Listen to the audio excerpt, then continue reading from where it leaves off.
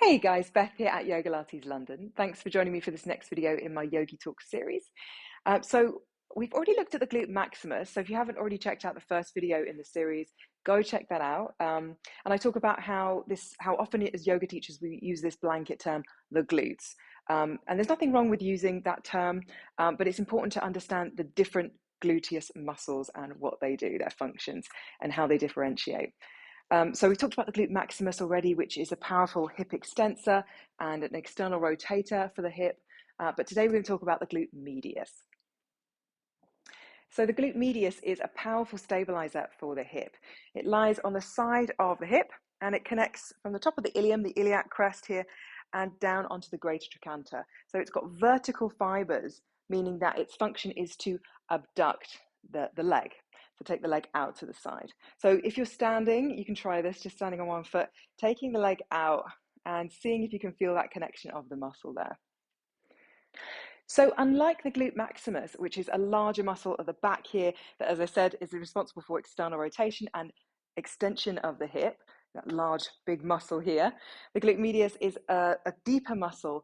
And as well as abducting the leg, it's also responsible for stabilizing the hips, right? So if you have a weak glute medius on both sides, this can contribute to lower back issues, hip instability, pelvic SI joint instability, those joints at the back of the pelvis, as well as knee issues potentially, and I'll talk about that in a second. So this deeper muscle here on the outside of the hip, in a yoga class, we can often quite easily tell if someone's glute medius isn't recruiting properly. For example, in poses like tree pose, weight bearing on one leg, often what happens is this hip can stick out, right? And so simply by pressing the foot into the floor and drawing that hip in, we're recruiting that muscle there. As well as the glute minimus, which I won't talk a lot about, but it's a kind of smaller version of the glute medius. So as well as tree pose, if you have a lunge, for example, you can see as well if the glute medius isn't recruiting properly, because quite often this front knee can actually collapse in for many people.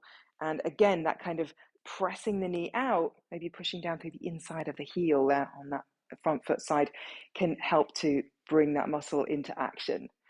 Also with half moon pose, so if someone is in half moon, we use a little block under hand to really get the elongation, this alignment through the spine.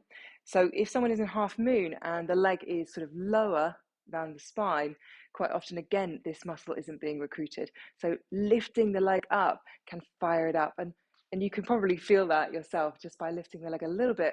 We get a lot out of that glute medius. So it's really important to help our students become more familiar with this muscle, with the anatomy of it, where it is, what the direction of the fibers are, so that they understand that to recruit it, there's that abduction movement to shorten that muscle, right? So it's about building our students' awareness of where it is, how that muscle works, and reminding them when it might be being a little bit lazy, how to recruit it, how alignment can help us recruit that muscle more successfully in our yoga poses. But in terms of actually strengthening the muscle, this is where Pilates comes in and I think makes a huge difference. So whereas in our static poses like tree or half moon, we can better align the body to get more recruitment of the muscles.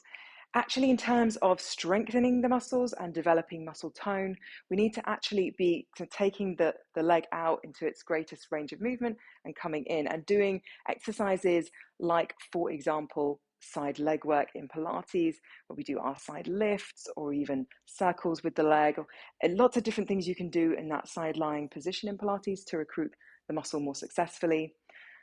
And also in Pilates exercises like gait, for example, where we have the leg lifting and lowering, maybe playing with some circles in that position, bringing the foot forward and back, and maybe even using resistance with any of these exercises to more strongly recruit the muscles and work against the band or even weights. And even an exercise like fire hydrant, which is a fantastic exercise for recruiting these deeper stabilizing muscles of the hip, even adding on leg extensions if you want to work a little bit harder, get more bang for your buck, really targeting these abductor muscles of the hip, and also, targeting the stabilizers of the core as well, everything working together to provide a stronger, more stable foundation for movement. So I hope that that's given you a little bit more clarity about the glute medius, where it is, what its function is, and how it can show up as often weak in a yoga practice and also in our daily lives as well. And also how Pilates techniques and resistance training can help us bring more strength and tone into this muscle, helping it to recruit more successfully to stabilize not just the pelvis, but the lower back, knees as well. Really, really important muscle. So if you're interested in maybe trying out Yoga Lattes, you can join me for an online class via Zoom. All the details on my website. And if you're a yoga teacher, you might be interested in my 80-hour CPD training for yoga teachers in Yoga Lattes, this combination of yoga and Pilates to help to bring more stability, more strength, more overall flexibility and joint mobility into our daily lives. So if you're interested in that, do go check out my website and I'll catch you guys for the next video.